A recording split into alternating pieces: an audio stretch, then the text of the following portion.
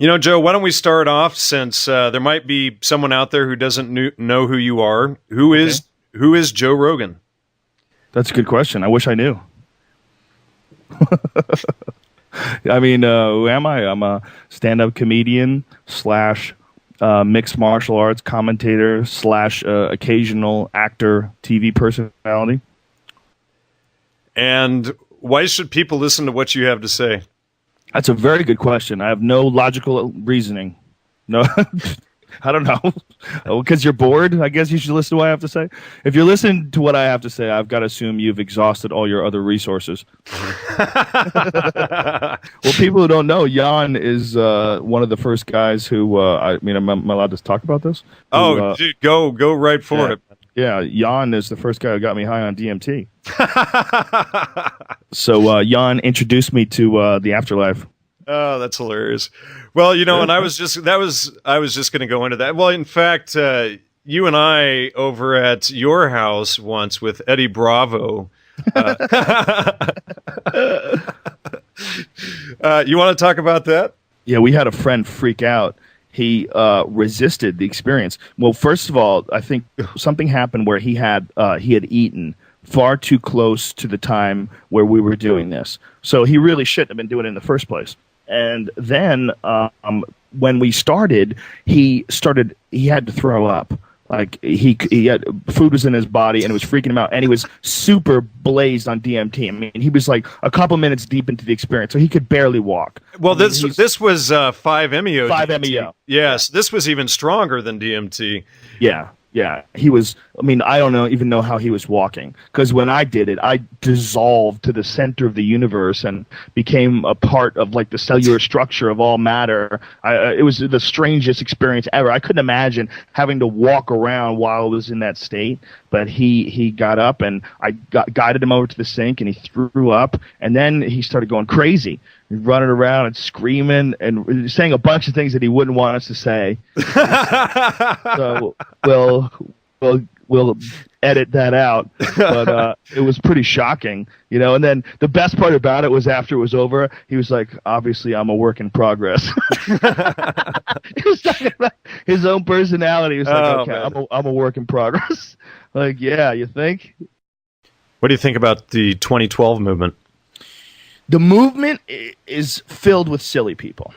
That's the problem. The idea is very, very fascinating. The idea that every civilization has thought that we are moving towards some giant event, whether it is the apocalypse, the resurrection, the changing of the age, the end of the long count, however you want to look at it.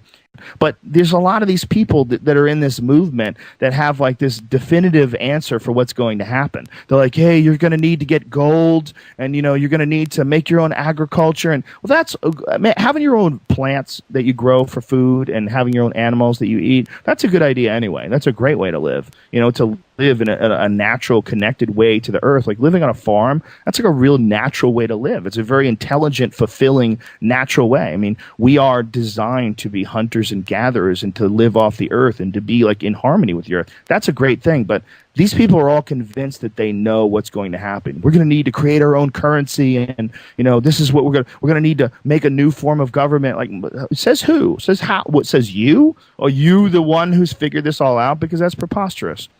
You automatically become the enemy. If you tell me that you have all the answers and you tell me that this is how it's all going to go down and this is what we're going to need, you're saying that you can see it all coming. You don't know what's coming. What's coming could be fucking crazy.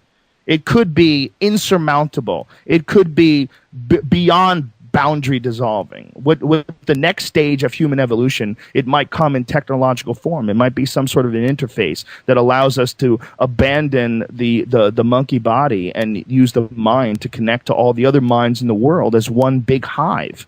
Who knows what the hell it's going to be? But it's not going to be you need gold, okay? It's not, you know what I'm saying? All those assholes.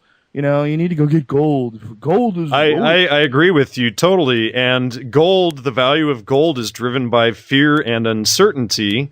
And so you have all of these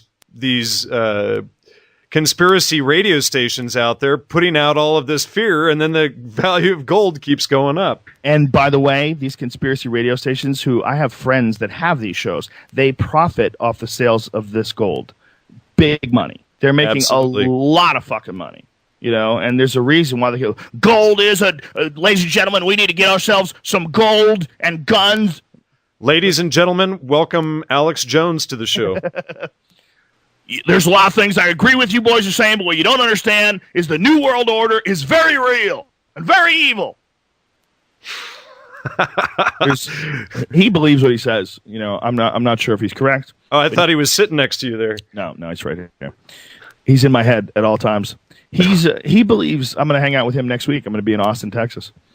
He believes what he says, but I don't believe he's correct. I think he has a way of looking at things, and he's correct about a lot of things. He's correct about a lot of government corruption and a lot of scandal, and he catches the government doing a lot of shifty shit that they shouldn't be doing. And I would say he's right more than half the time, which is very scary.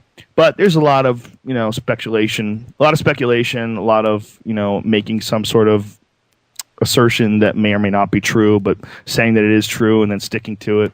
There's a lot of that going on too. I think there's too much appeal to fear used there. Mm-hmm. I totally agree. Yeah, I absolutely agree.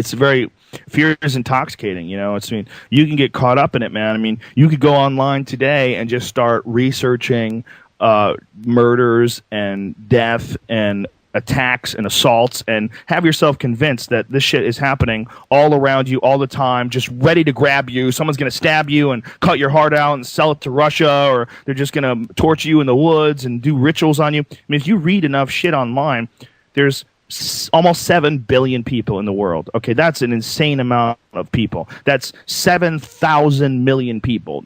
You can't even wrap your head around how many people that is. Well, if you add up all the fucking psychos and assaults, you're going to find a lot of them. It's a lot of people, just the numbers themselves. But the chances are, none of that shit's going to happen to you.